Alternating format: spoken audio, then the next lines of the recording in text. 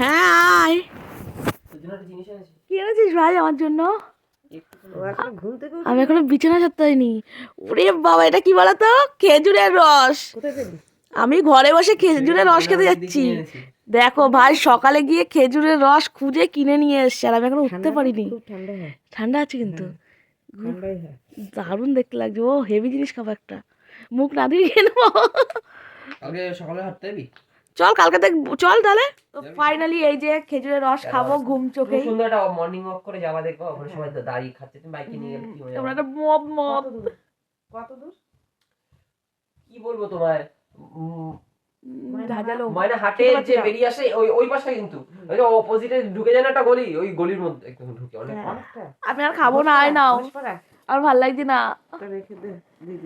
আরে এখন বেলা হয়ে যাচ্ছে না, ওখানে দাঁড়িয়ে খেলে একটা টাটা। বাড়ি বসেই প্রথমবার খেজুরের রস খেলাম। গিয়ে গিয়ে তো খেয়েছি, কিন্তু কাচের মতন খেতে লাগলো। আর এটা একটু বেলা হয়ে গেছে বলে কেমন একটা বদবত লাগছে।